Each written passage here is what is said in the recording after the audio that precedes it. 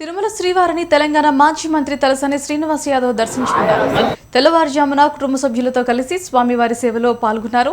వెంకటేశ్వర స్వామి ఆశీస్సులతో ప్రజలంతా సుఖ సంతోషాలతో ఉండాలని ఆకాంక్షించారు. 2 తెలుగు రాష్ట్రాల ప్రజలకు సంక్రాంతి శుభాకాంక్షలు తెలియజేశారు.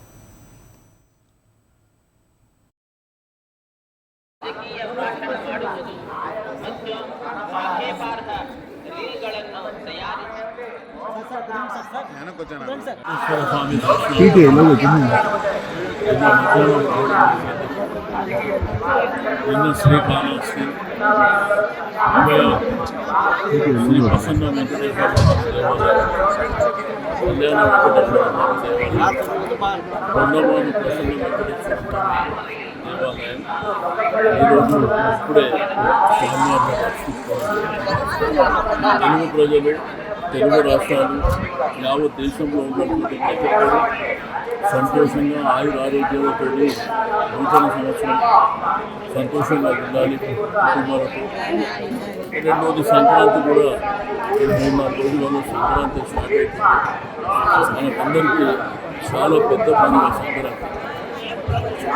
మీకు భోగి కానివ్వండి, సంక్రాంతి పనులు చాలా మన తెలుగు వాళ్ళు బ్రహ్మాండంగా చేసుకున్నటువంటి పండుగ. తెలుగు రాష్ట్రాలు కాకుండా యావత్ ప్రపంచంలో ఉన్నటువంటి తెలుగు వాళ్ళందరూ ఎంతో సంతోషంగా చేసుకునేటువంటి పండుగ. కొత్త సంవత్సరాన్ని కానీ వచ్చే మొదటి పండుగ సంక్రాంతి. మనందరూ కూడా సంతోషంగా ఉండాలని చెప్పి నేను భగవంతుని ప్రార్థిస్తున్నాను.